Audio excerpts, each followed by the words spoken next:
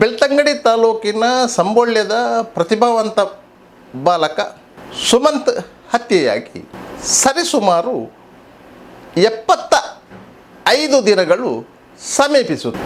ಇಲ್ಲಿಯವರೆಗೆ ತನಿಖೆ ನಡೆಸುತ್ತಿರುವಂತಹ Belthangady DSP CK Rohini ಅವರ ನೇತೃತ್ವದ ತಂಡಗಳಿಗೆ ಕನಿಷ್ಠ ಸುಳಿವು ಪತ್ತೆ ಹಚ್ಚಲು ಸಾಧ್ಯವಾಗಲಿಲ್ಲ.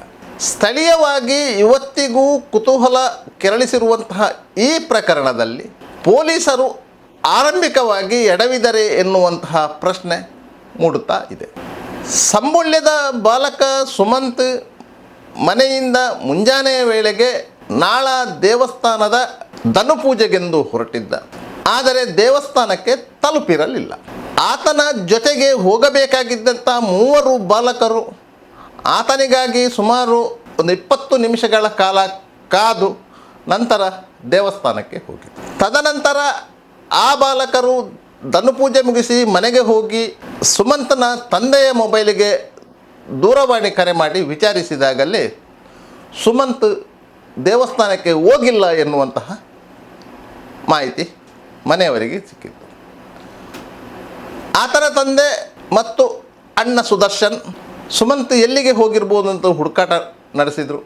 ಈ ಸಂದರ್ಭದಲ್ಲಿ ಸುಮಂತ್ ಹೋಗುವ ದಾರಿಯಲ್ಲಿ ರಕ್ತದ ಕಲೆಗಳು ಕಾಣಿಸಿತ್ತು ಮತ್ತು ತೋಟದ ಮೂಲೆಯಲ್ಲಿದ್ದಂತಹ ಒಂದು ಕೆರೆಯ ಬದಿಯಲ್ಲಿ ರಕ್ತದ ಕಲೆಗಳು ಇದ್ದವು. ಇದರಿಂದ ಸಂಶಯಗೊಂಡು ಪೊಲೀಸರಿಗೆ, ಅರಣ್ಯ ಇಲಾಖೆಯವರಿಗೆ, ಅಗ್ನಿಶಾಮಕ ದಳದವರಿಗೆ ಮಾಹಿತಿ ನೀಡಲಾಗಿದೆ. ಪೊಲೀಸರು ತಕ್ಷಣವೇ ಸ್ಥಳಕ್ಕೆ ಬಂದಿದ್ದರು.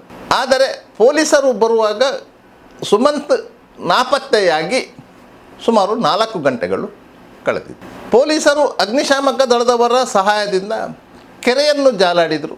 ಆ ಸಂದರ್ಭದಲ್ಲಿ ಸುಮಂತನ ಮೃತದೇಹ ಪತ್ತೆಯಾಯಿತು. ಸುಮಂತನ ತಲೆಯಲ್ಲಿ 2 ಗಾಯಗಳಿತ್ತು.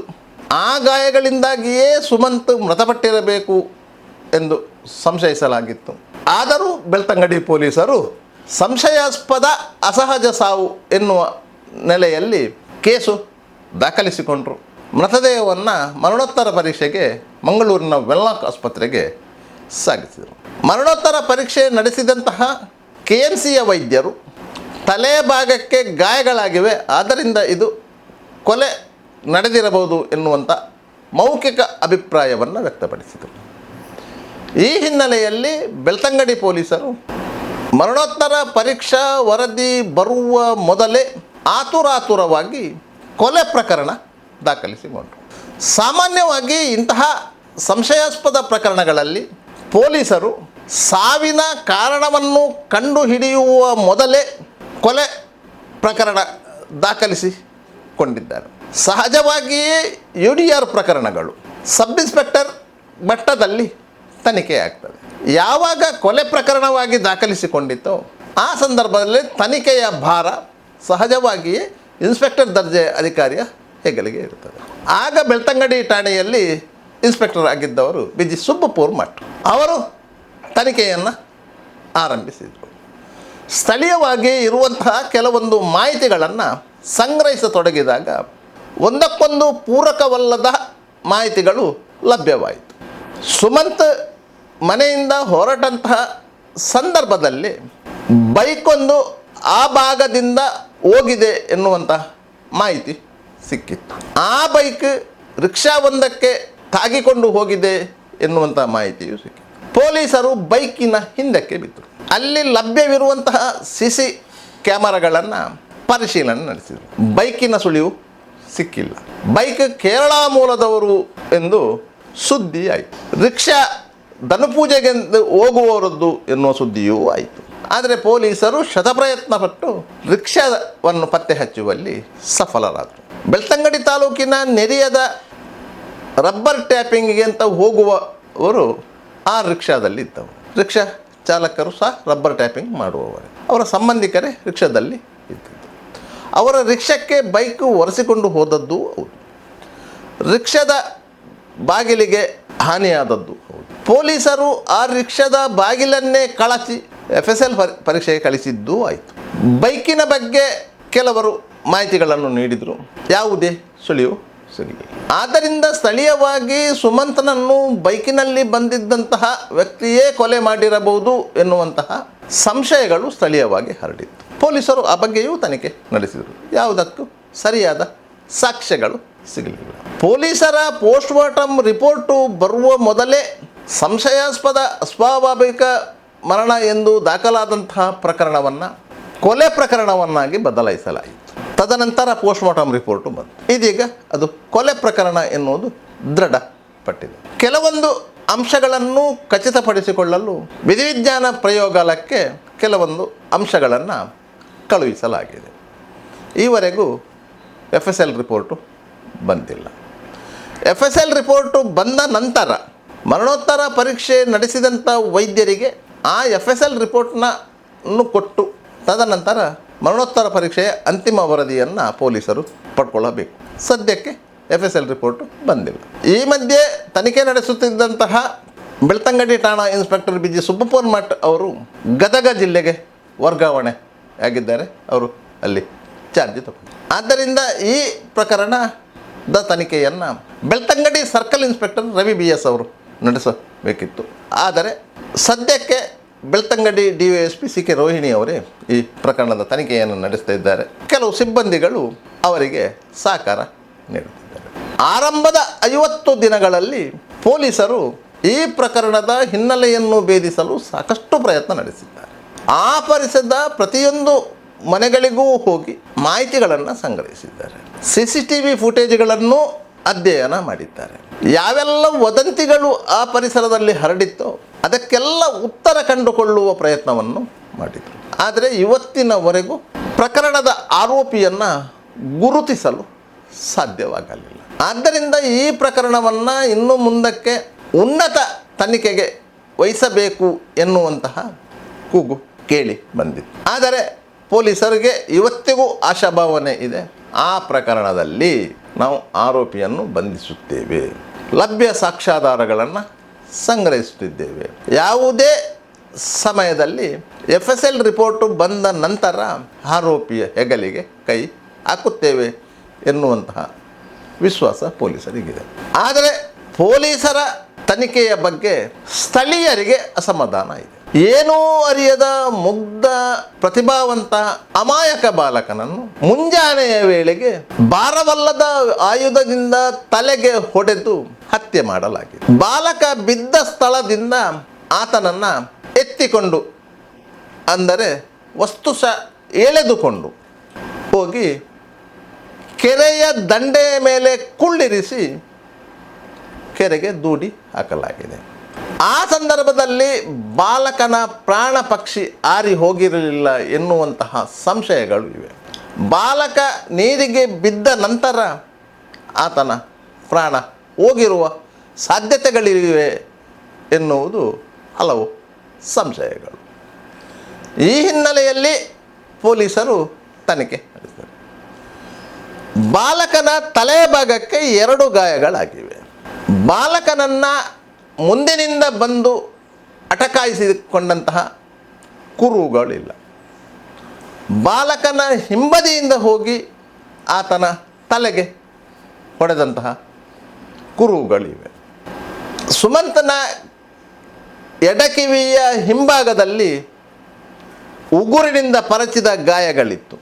ಕುತ್ತಿಗೆಯ ಬಲ ಭಾಗದಲ್ಲಿ ಪರಚಿದ ಗಾಯಗಳಿತ್ತು. ಅಂದರೆ ಆತನ ತಲೆಗೆ ಹೊಡೆಯುವ ಮೊದಲು ಆತನೊಂದಿಗೆ ಯಾರೋ ಜಗಳವಾಡಿದ್ದಾರೆ ಎನ್ನುವಂತಹ ಸಂಶಯಗಳು ಇತ್ತು.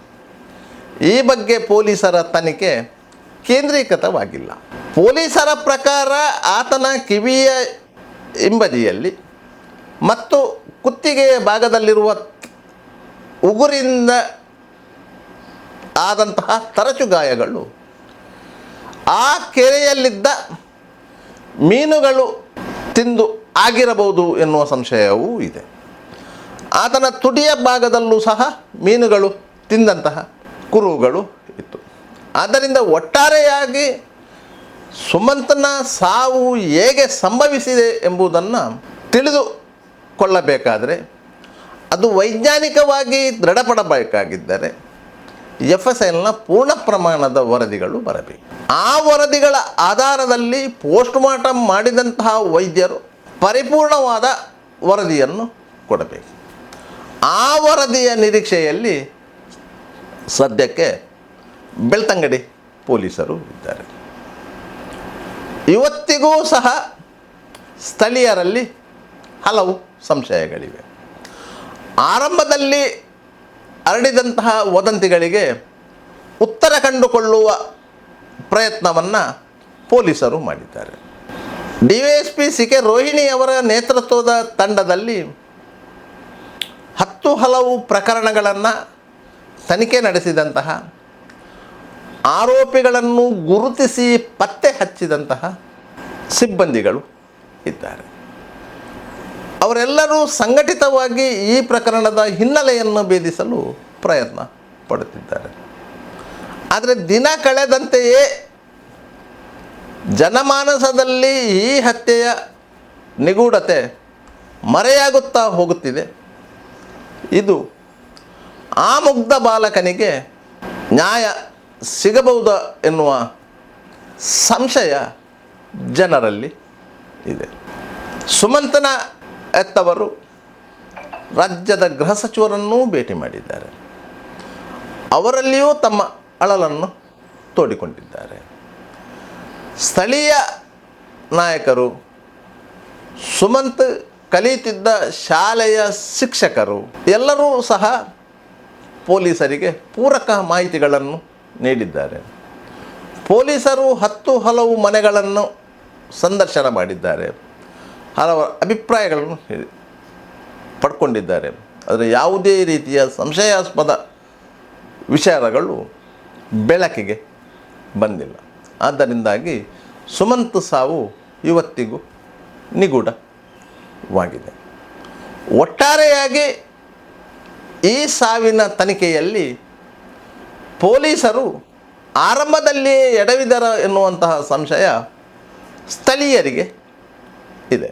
ಸಂಶಯಾಸ್ಪದ ಅಸಹಜ ಸಾವು ಪ್ರಕರಣವನ್ನು ದಾಖಲಿಸಿಕೊಳ್ಳುವ ಬದಲಾಗಿ ಮೃತದೇಹವನ್ನು ಕಂಡು ಮೇಲ್ನೋಟಕ್ಕೆ ಅದು ಒಂದು ಕೊಲೆ ಎನ್ನುವುದು ಸ್ಪಷ್ಟವಾಗಿದ್ದರೂ ಸಹ ಪೊಲೀಸರು ಕೊಲೆ ಪ್ರಕರಣ ದಾಖಲಿಸಿಕೊಂಡಿಲ್ಲ. ಬದಲಾಗಿ ಸ್ವಾಭಾವಿಕ ಮರಣ, ಅದರಲ್ಲೂ ಸಂಶಯಾಸ್ಪದ ಎಂದು ದಾಖಲಿಸಿಕೊಂಡಿದ್ದರು. ತದನಂತರದ ಬೆಳವಣಿಗೆಯಲ್ಲಿ ಮರಣೋತ್ತರ ಪರೀಕ್ಷಾ ವರದಿ ಬರುವ ಮೊದಲೇ, ಅಂದರೆ ಸ್ಥಳೀಯವಾಗಿ ಹಬ್ಬಿರುವ ವದಂತಿಗಳ ಆಧಾರದಲ್ಲಿ ಪೊಲೀಸರು ಕೊಲೆ ಪ್ರಕರಣ ದಾಖಲಿಸಿಕೊಂಡರು. ಪೊಲೀಸರ ಮೇಲೆ ಸ್ಥಳೀಯರು ಗೂಬೆ ಕೂರಿಸುವಂತಹ ಪ್ರಯತ್ನಕ್ಕೆ ತಡೆ ಒಡ್ಡುವ ರೀತಿಯಲ್ಲಿ ಪೊಲೀಸರು ಆ ಸಂದರ್ಭದಲ್ಲಿ ಕ್ರಮ ಕೈಗೊಂಡರು. ಆದ್ದರಿಂದ ತನಿಖೆಯ ದಿಕ್ಕು ಬದಲಾಯಿತು ಎನ್ನುವುದಂತೂ ಸ್ಪಷ್ಟ. ಇದುವೇ ಈ ಪ್ರಕರಣದಲ್ಲಿ ಇರುವಂತಹ ಕೆಲವೊಂದು ಸಂಶಯಗಳು. ಇನ್ನಷ್ಟು ದಿನಗಳ ಕಾಲ ಈ ಪ್ರಕರಣದ ತನಿಖೆ ಮುಂದುವರಿಯುತ್ತದೆ. ಅಂತಿಮವಾಗಿ ಯಾವುದೇ ರೀತಿಯ ಸಾಕ್ಷ್ಯಾಧಾರಗಳು ಸಿಗದೇ ಇದ್ದಲ್ಲಿ ಪೊಲೀಸರು ತನಿಖೆಯ ಜವಾಬ್ದಾರಿಯನ್ನು ಕಳಚಿಕೊಳ್ಳುವಂತಹ ಪ್ರಯತ್ನವನ್ನು ಮಾಡ್ತಾರೆ. ನ್ಯಾಯಾಲಯಕ್ಕೆ ಸಿ ವರದಿಯನ್ನು ಸಲ್ಲಿಸ್ತಾರೆ. ಈಗಾಗಲೇ 10 ಹಲವು ಪ್ರಕರಣಗಳಲ್ಲಿ ಪೊಲೀಸರು ಸಿ ವರದಿ ಸಲ್ಲಿಸಿದಂಥ ಉದಾಹರಣೆಗಳು ಇವೆ. ಆದ್ದರಿಂದ ಸುಮಾರು ಇನ್ನೊಂದು 6 ತಿಂಗಳ ಕಾಲ ಇದೇ ರೀತಿಯ ತನಿಖೆಗಳು ಮುಂದುವರಿದರೆ ಬೇರೆ ಯಾವುದೇ ಹೊಸ ಸಾಕ್ಷ್ಯಗಳನ್ನು ಸಂಗ್ರಹಿಸುವಂಥ ಪ್ರಯತ್ನಕ್ಕೆ ಪೊಲೀಸರು ಪ್ರಯತ್ನ ಪಡದೇ ಇದ್ದಲ್ಲಿ ಇದು ಮೂಲೆ ಸೇರುವುದಂತೂ ಖಂಡಿತ. 25 ವರ್ಷಗಳ ಹಿಂದೆ ನಡೆದಂತಹ ಕೊಲೆ ಪ್ರಕರಣದ ತನಿಖೆಯನ್ನು ಇವತ್ತಿಗೂ ಪೊಲೀಸರಿಗೆ ಭೇದಿಸಲಿಕ್ಕೆ ಸಾಧ್ಯ ಆಗಲಿಲ್ಲ. ಆದರೆ ಇದು ಸಂಶಯಾಸ್ಪದ ಕೊಲೆ ಪ್ರಕರಣ, ಇದನ್ನು ಭೇದಿಸಲಿಕ್ಕೆ ಸಾಧ್ಯವಾಗುತ್ತದಾ ಎನ್ನುವ ನಿರೀಕ್ಷೆ ಜನಸಾಮಾನ್ಯರಲ್ಲಿ ಇದೆ.